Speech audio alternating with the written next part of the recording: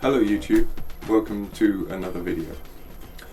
I was talking with one of my subscribers last week and it gave me the idea for this video. So you want to add battery storage to your existing solar system. Did you know there's more than one way you can do this? Let me explain. Here's your typical system.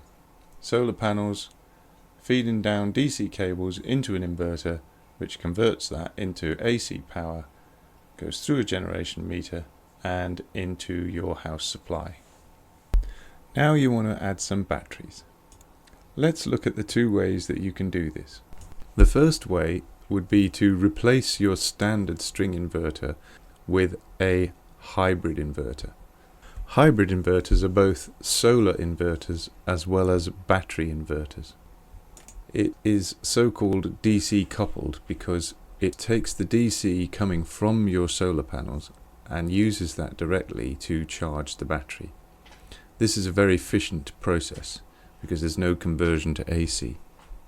So you get to keep more of the energy generated by your solar panels. When AC power is required by the house loads, the hybrid inverter is able to utilize the DC power from both the solar panels and the battery.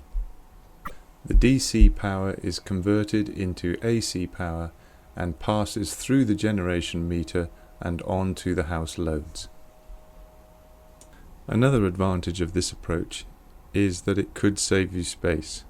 You're just replacing one inverter with another, although most hybrid inverters are slightly bigger than standard solar inverters. The second way would be to add a separate battery inverter to your system. Battery inverters are AC coupled. That is, they use the AC power to charge the battery. They first convert it into DC power, and it's this that's used to charge the battery. This is not as efficient as using DC to charge the battery directly, because any time you convert from AC to DC or DC to AC, some power is lost in the process.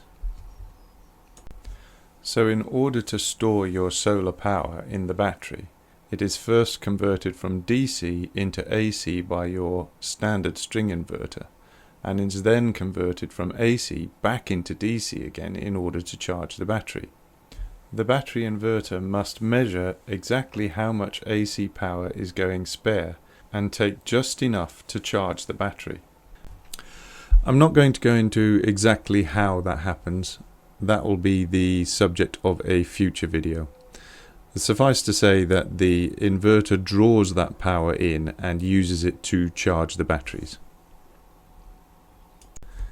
The advantages of an AC coupled system, particularly if you already have solar installed, is that it can be cheaper. You're not replacing a perfectly good working inverter with a new hybrid inverter. You are just buying a battery inverter, which in general would be cheaper than a hybrid inverter. It's also more flexible because you can place your batteries and your battery inverter in a different location to your solar inverter, which, if space is constrained where your solar inverter is installed, might be preferable. This next part is only really relevant if you live in the United Kingdom, unless of course your country also has a scheme where they pay you for any solar that you generate. If you have a solar installation and it was fitted after the FIT scheme ended, then you can make your choice of either of these two options.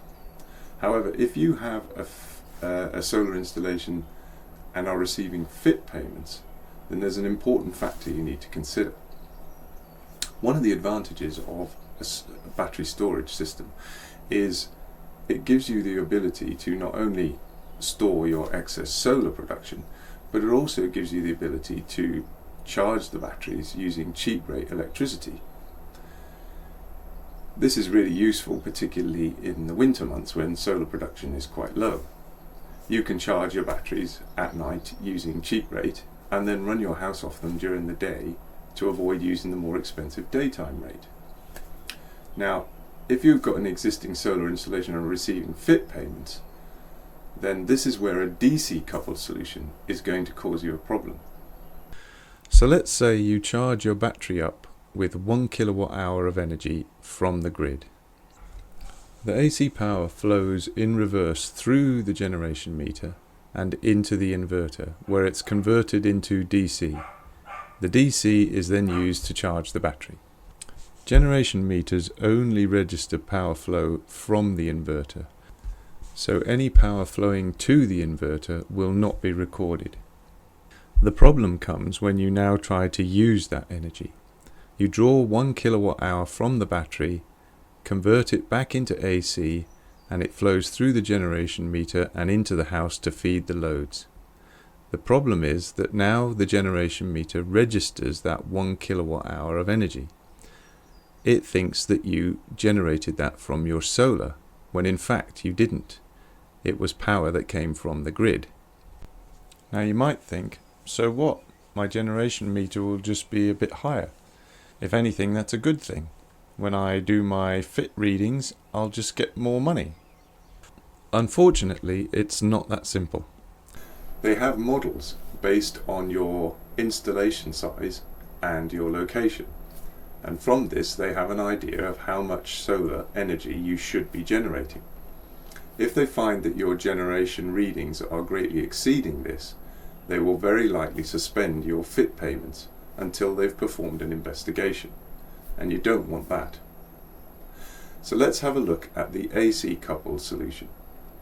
You take 1 kilowatt hour of power from the grid, convert it into DC, and use that to charge the battery.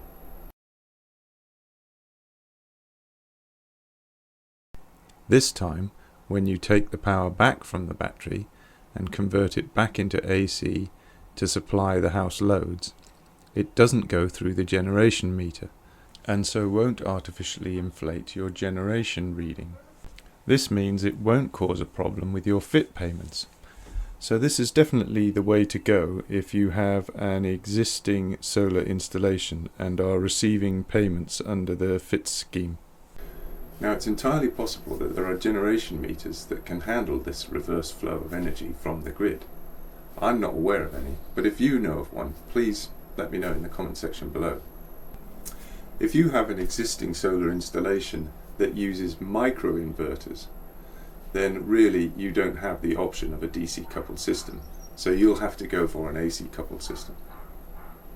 If you're having solar installed and battery storage at the same time, and you're doing that now, the fit scheme doesn't exist anymore, so it doesn't have an impact. And actually in this situation, having a DC coupled system might be the preferable one, because not only is it more efficient, but it might be cheaper. Okay, well, that's it for this video. I hope you found that interesting. I'll be making another video soon about exactly how these battery storage systems work, so keep an eye out for that one.